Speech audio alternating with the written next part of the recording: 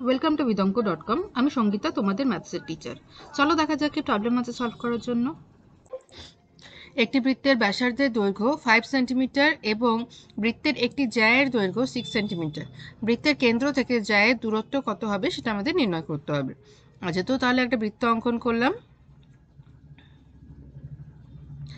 ঠিক আছে, এই বৃত্তের ব্যাসার্ধ হচ্ছে 5 সেন্টিমিটার, বৃত্তের জ্যায়ের একটি জ্যায়ের দৈর্ঘ্য হচ্ছে 6 সেন্টিমিটার। তাহলে একটি জ্যা নিলাম এবি, ঠিক আছে, যার দৈর্ঘ্য হচ্ছে AB is equal to 6 centimetre.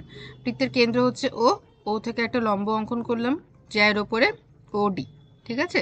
R AO হচ্ছে বৃত্তের ব্যাসার্ধ। তো AO কত? AO হচ্ছে 5 সেন্টিমিটার। এবারে আমরা জানি যে কোনো কেন্দ্র থেকে বৃত্তের কোনো জ্যায়ের উপরে লম্ব অঙ্কন যদি করি তাহলে সেটা জ্যাকে সমদ্বিখণ্ডিত করবে। তাহলে AD is equal to DB হবে। তাহলে AD দৈর্ঘ্য হবে 3, AD 3 হবে, আর DBও 3 হবে, 3 3 6। ওকে, আর এটা AO দেওয়া আছে 5, তাহলে আমাদেরকে OD নির্ণয় করতে হবে। তো তাহলে আমরা পাইথাগোরাসের উপপাদ্য প্রয়োগ করি, কারণ এই AOD ত্রিভুজ হচ্ছে একটি সমকোণী ত্রিভুজ। ওকে, তো ত্রিভুজ AOD তে পাইথাগোরাসের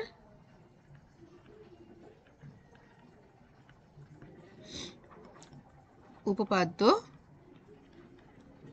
প্রয়োগ করে পাই AO square is equal to OD square plus AD square. AO হচ্ছে 5, তো 5 square is equal to OD আমাদের বের করতে হবে, OD স্কোয়ার প্লাস 3 স্কোয়ার। তো 25 is equal to OD square plus 9। Therefore OD square is equal to 25 minus 9, that is equal to 16। তো OD তাহলে কত আসছে? OD is equal to square root of 16. OD is equal to square root of 16. So that is equal to 4 centimetre. তাহলে দেখো option D তে আছে 4 centimetre. তাহলে option D হচ্ছে সঠিক উত্তর। ওকে,